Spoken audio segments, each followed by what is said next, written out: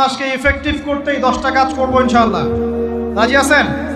এক নাম্বার হচ্ছে 5 ওয়াক্ত নামাজ। রাজি আছেন কিনা? 5 ওয়াক্ত নামাজ সাধ্যমতো চেষ্টা করব জামাতে পড়ার জন্য।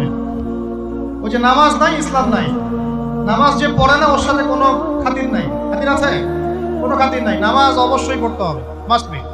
এরপরে নামাজের সাথে সাথে কমপক্ষে 12 রাকাত করে নফল। কত রাকাত? যে ব্যক্তি 12 রাকাত নফল বা সুন্নত দৈনিক পড়ে তার জন্য জান্নাতে একটা ঘর তৈরি করা হয়। 12 রাকাত কি কি কে বলতে পারবেন? প্রথমে ফজরের 2, জোহরের আগে 4, জোহরের পরে 2, কত হলো? 4 2 6 2 8, মাগরিবের পরে, এশার পরে, এই হলো 12। পড়বো তো ইনশাআল্লাহ। এগুলো 1 নাম্বার কাজ, নামাজ পড়া। 2 নাম্বার ভাই, নামাজের সাথে সাথে তাহাজ্জুদ এবং তারাবি অবশ্যই পড়তে হবে। রাজি আছে কিনা? আল্লাহর ওয়াস্তে গ্যাঞ্জাম করতে যায় না 20 না 8, এই গ্যাঞ্জামে আল্লাহর ওয়াস্তে যায় না। তারাবির নামাজ 5 ঘন্টা। কত রাকাত সেটা বড় কথা। তারাবির নামাজ কত ঘন্টা?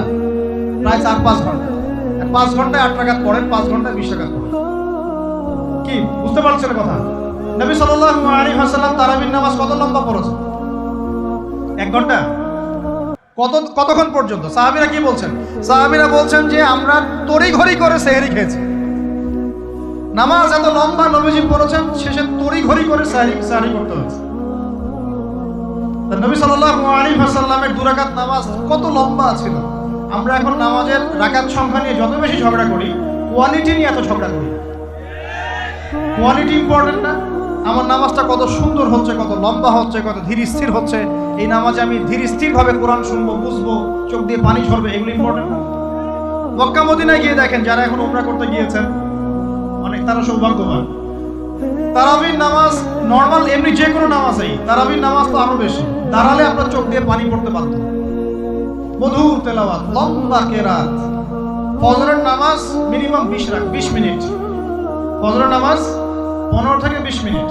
আর আমরা তো 3G 4G 5G মাশাআল্লাহ। কোন মসজিদে 6G, মানে সূরা ফাতিহা শুরু হয়, ওই শেষে গেলে দলিন শেষ, মানে আর কিছু বুঝলাম না মাস্টার।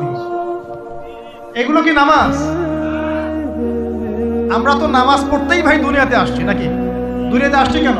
ওমা খালাকতুল জিন্না ওয়াল ইনসা ইল্লা লিয়াবুদুন। নামাজই তো পড়তে আসছি ভাই, এত তাড়াহুড়ার কি আছে?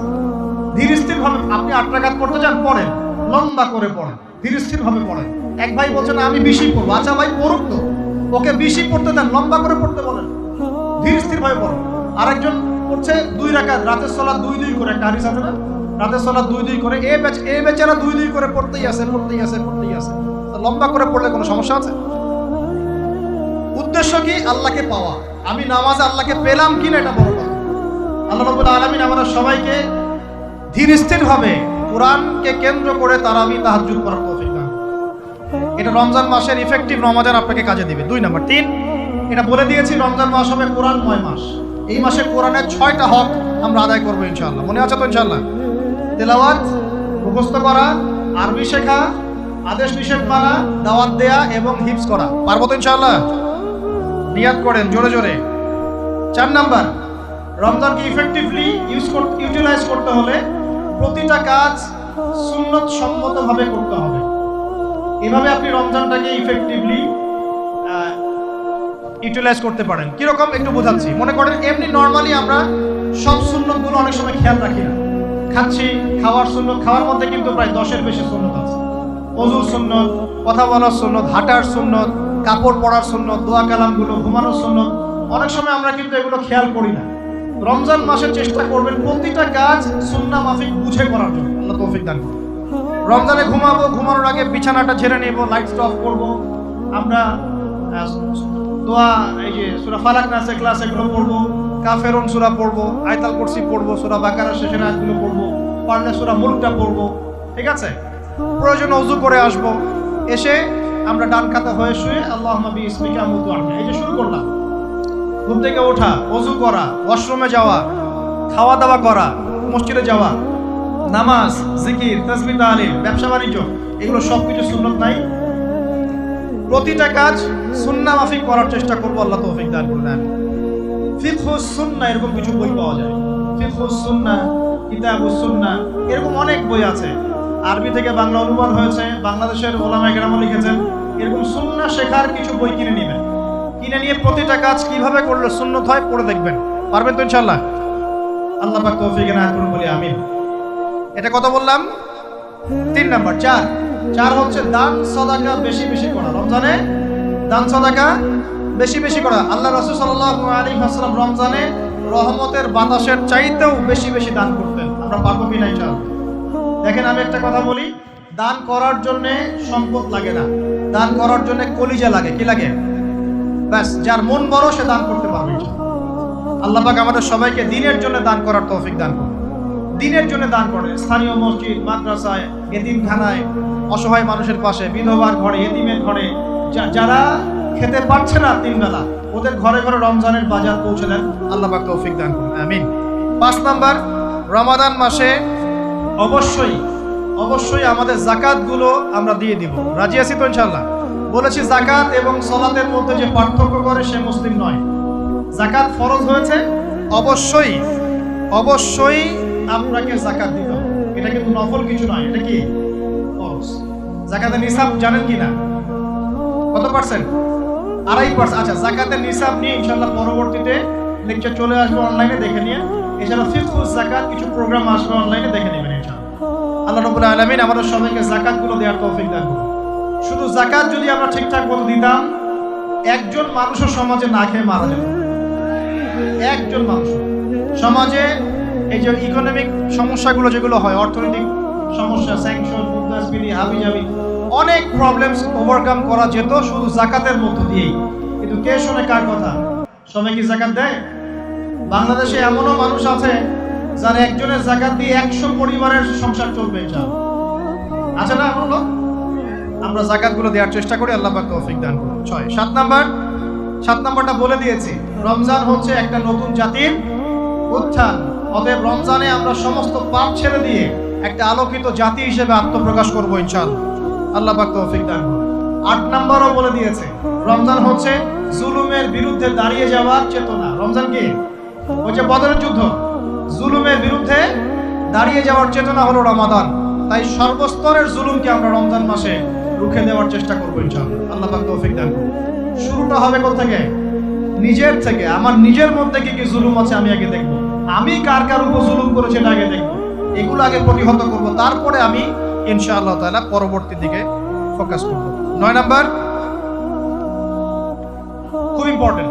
9 নাম্বার আর 10 নাম্বারটা বেশি ইম্পর্টেন্ট। 9 নাম্বার হচ্ছে রোজা রাখা মানে আমরা অনেকেই মনে করি যে না খেয়ে থাকা আর কি পানি ছেড়ে দাও। অনেকেই মনে করি কিন্তু রোজা মানে আমাকে না খেয়ে থাকতে হবে আর পানি ছেড়ে দেওয়া লাগবে, স্ত্রী সহবাস ছেড়ে দেওয়া লাগবে। কিন্তু এর চেয়ে বেশি ইম্পর্টেন্ট একটা বিষয় আমরা ভুলে যাই, সেটা হলো রমজান মাসে রোজা রাখার অর্থ হচ্ছে আল্লাহ পাকের সমস্ত কবিরা সগীরা গুনাহ ছেড়ে দেওয়া। রোজা রেখেছি, গীবত করলাম, রোজা হবে কিনা? রোজা রেখেছি, মিথ্যা কথা বলছি, হবে রোজা? রোজা রেখে ওই ভদ্রলোক সুদ খাচ্ছে, রোজা হবে? রোজা রেখে অমুক ভাই আমার টেবিলের নিচ থেকে টাকা নিল, রোজা হবে? অমুক ভাই মানুষের সম্পদ আত্মসাৎ করে ফেললো, হবে? অমুক বোন বেপরদায় বাইরে বের হয়ে গেল, রোজা হবে? অমুক ভাই মনে করেন ওই যে গার্লফ্রেন্ডের সাথে চলে গেল ডেট করতে, রোজা হবে কিনা? অনেকে পর্নোগ্রাফি দেখছে রোজা রেখে, রোজা হবে কিনা? এই যে কবিরা গুনাহ যেগুলো আছে, যত রকম কবিরা গুনাহ, এই গুনাহগুলোতে লিপ্ত থাকলে রোজা ভেঙে যায়। আল্লাহ পাক আমাদের সবাইকে কবিরা গুনাহ মুক্ত রোজা রাখার তৌফিক দান করুন। আর 10 নম্বর পয়েন্টটা হচ্ছে এই ভাই, রমজান মাস আসলে মাশাআল্লাহ শিকল দিয়ে শয়তানকে বেঁধে রাখা হয়। রমজান মাস আসলে মাশাআল্লাহ আমরা অনেকেই পাক্কা মুসল্লি হয়ে যাই, দান সদকা করি, যাকাত দেই, তারাবি পড়ি, তাহাজ্জুদ পড়ি, অনেক কিছুই করি। কিন্তু ঈদের দিন আসলেই মাশাআল্লাহ আমরা আবার আগের জায়গায় ফিরে যাই। ঈদের দিন শয়তান যে ছাড়া পেয়েছে এটা বোঝার জন্য রাস্তাঘাটে বের হলেই হয় নাকি? মেয়েদের চলাফেরা দেখলে বোঝা যায়, আরো যে হোটেলে হোটেলে গান বাজে এগুলো দেখলে বোঝা যায় শয়তান ছাড়া পেয়েছে, আজকে বুঝলাম।